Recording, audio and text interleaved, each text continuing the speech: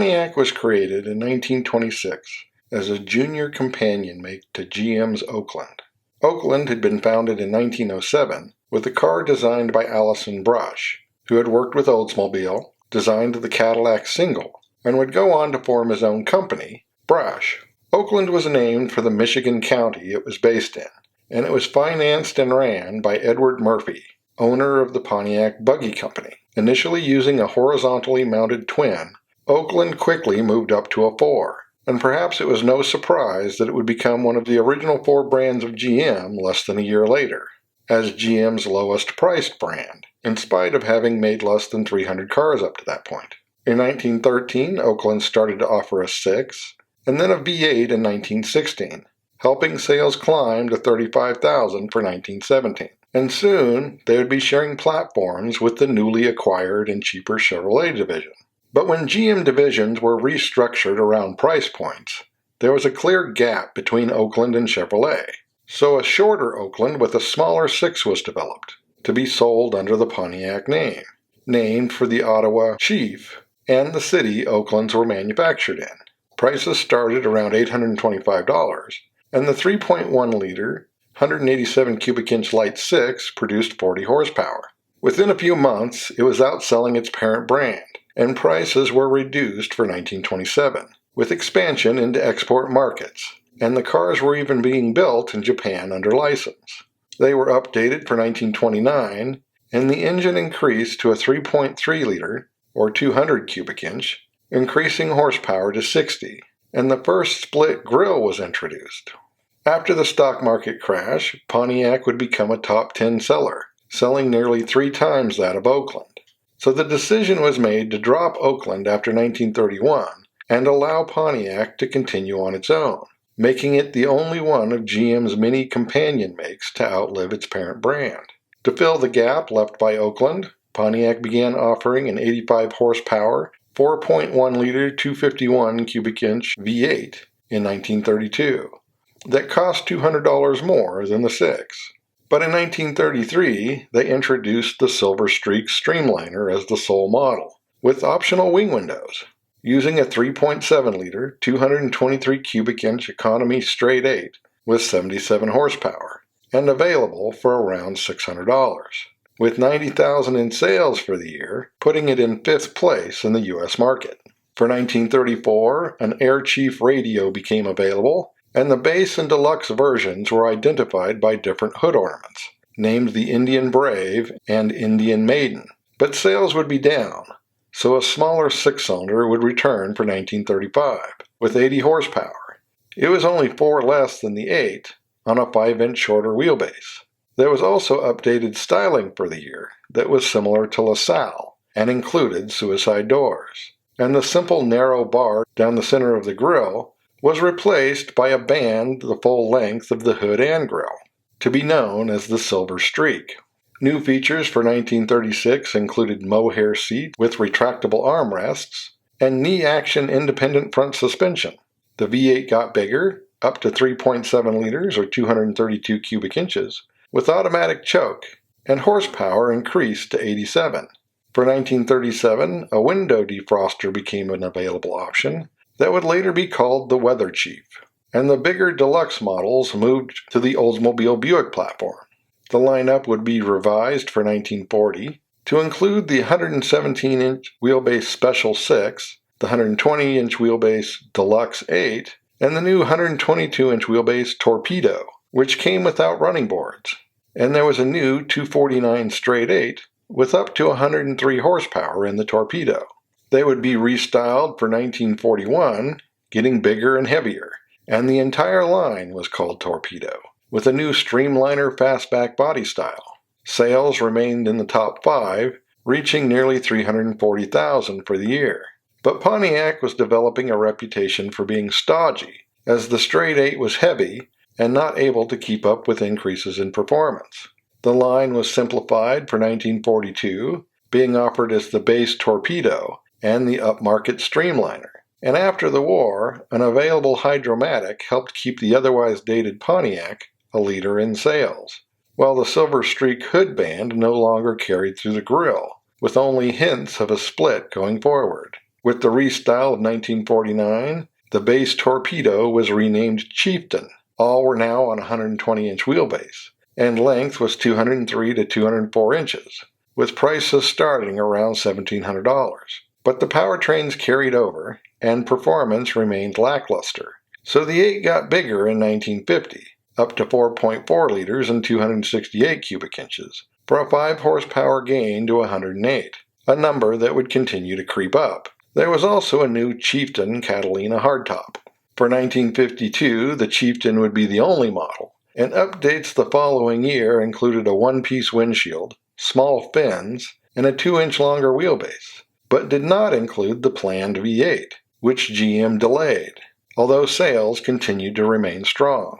A premium trim level returned for 1954 as the Star Chief on a 2-inch longer 124-inch wheelbase, and starting at $2,300. But there would be big changes for 1955, not the least of which was the styling, which now included 2 silver-streak hood bands that were supposed to resemble racing stripes, but partially due to Pontiac's reputation, were sometimes referred to as suspender straps, a reputation that was starting to change with Pontiac's new Strato-streak V8, which was now Pontiac's only engine. Initially a 4.7-liter 287 with 173 to 200 horsepower. Wagons were now called Safari. For 1956, the engine increased to a 5.2-liter 317 with 192 to 285 horsepower, when factory equipped with dual 4-barrel carburetors, dual exhaust, and a performance cam, putting Pontiac well into the performance end of the spectrum, a trend that would continue for 1957 with the limited production fuel-injected Star Chief Bonneville.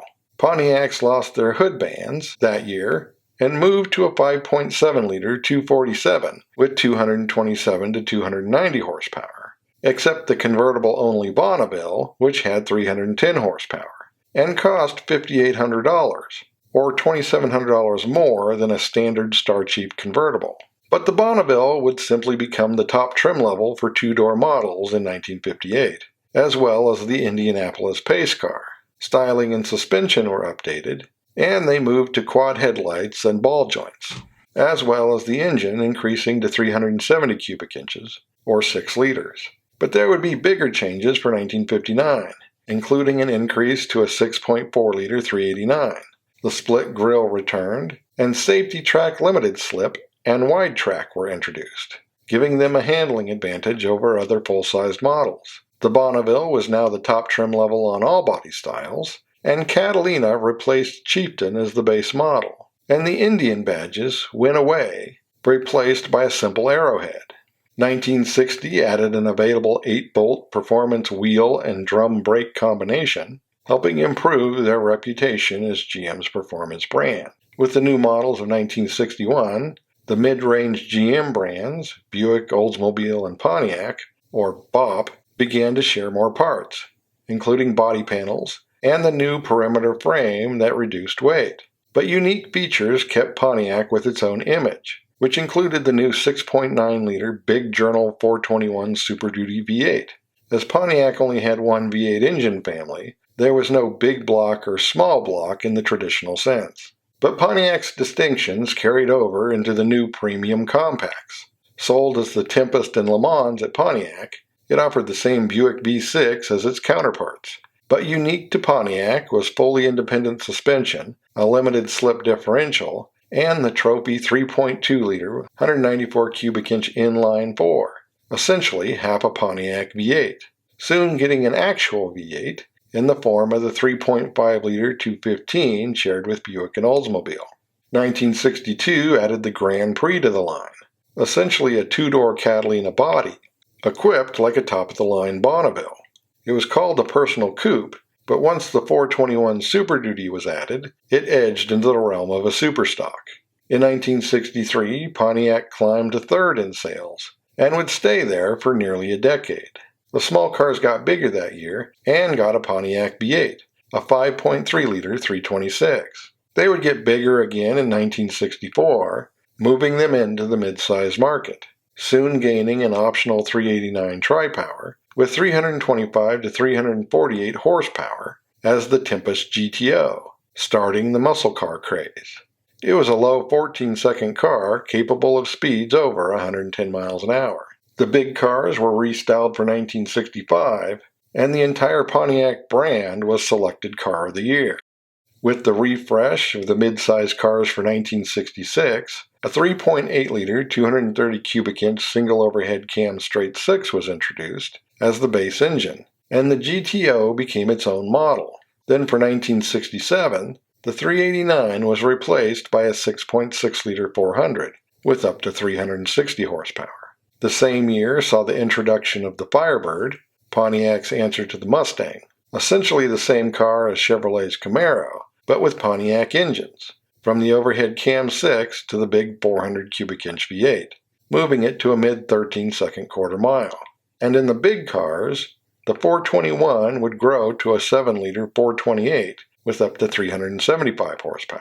Then the following year, with the restyling of the mid-size cars, the 326 would increase in size to a 5.8-liter 354, although the engine was marketed as a 350. In 1969, the Trans Am was introduced, a special edition Firebird with handling and appearance upgrades, initially only offered in American racing colors of blue on white and using a 335 horsepower 400.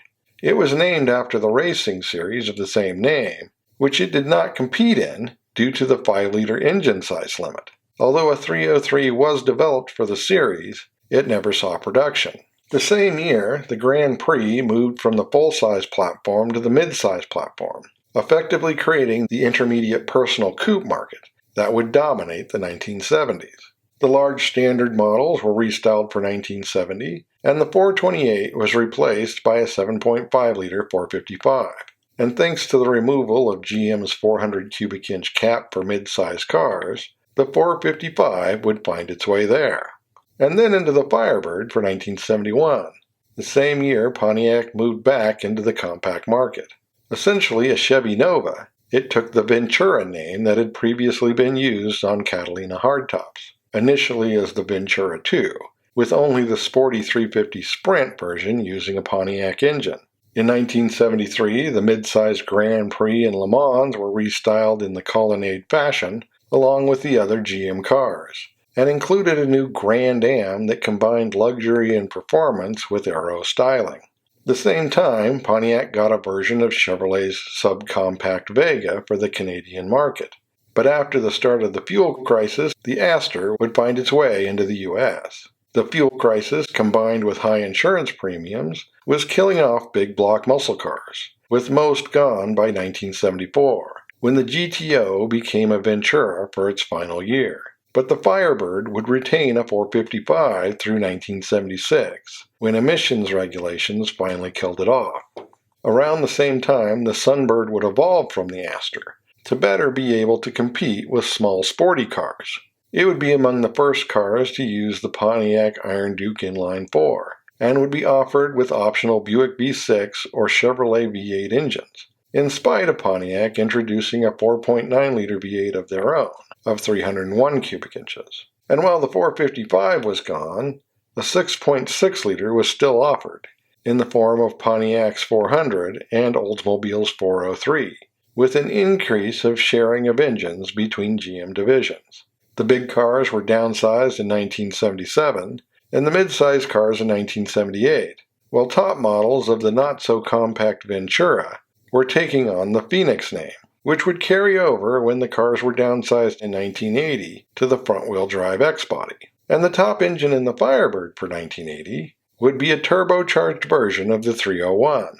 But 1981 would be the last year of the Pontiac V8, as engines would be shared across divisions. One of many big changes for Pontiac for the period, which included getting a version of the Chevrolet Chevette. Although Canada had had it from the beginning as the Acadian, it would be the first to use Pontiac's new naming structure in the U.S., being the T1000. The new front-wheel drive replacement for the Sunbird would take on the name J2000, although the Sunbird name would soon return. And the new front-wheel drive mid-size car that would replace the Le Mans would be the A6000, with the A eventually being dropped.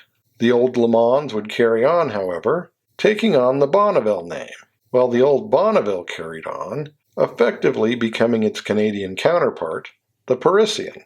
There would also be a new Firebird, different from the Camaro only cosmetically.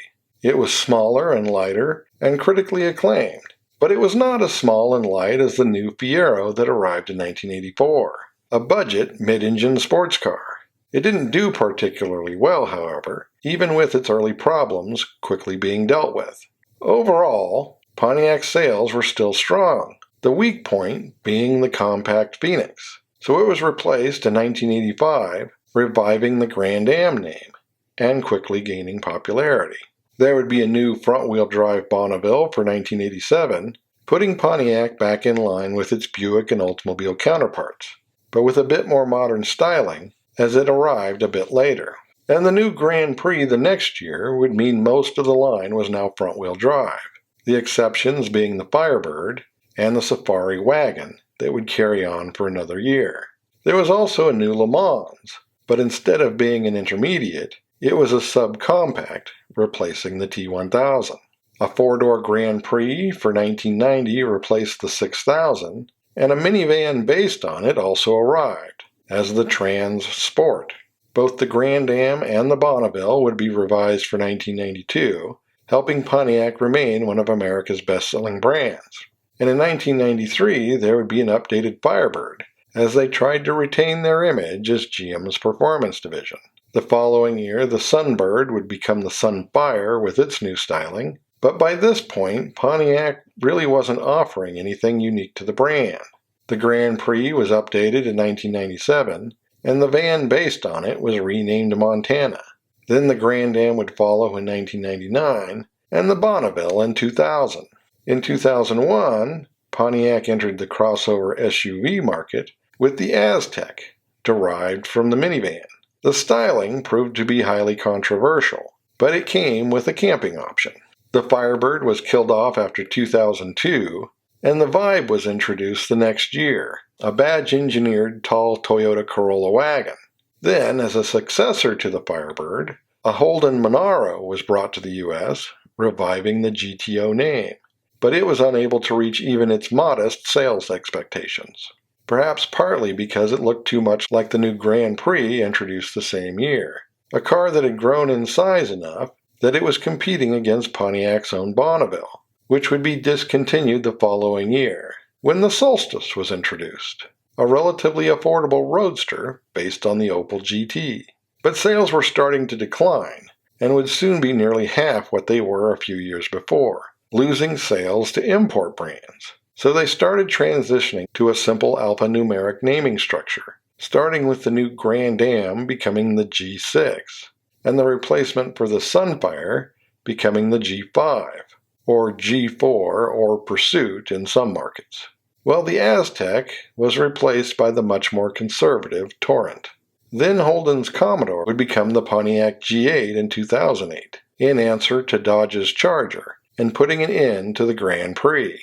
But an anticipated increase in sales with the discontinuation of Oldsmobile never really materialized, and GM was in financial trouble, filing Chapter 11, taking a government bailout, and being forced to restructure, part of which included the discontinuation of the Pontiac brand, disappointing many, but considering its origin as a filler brand, reaching nearly 85 years is more than respectable. So as always, thanks for watching. Don't forget to comment below and like and subscribe.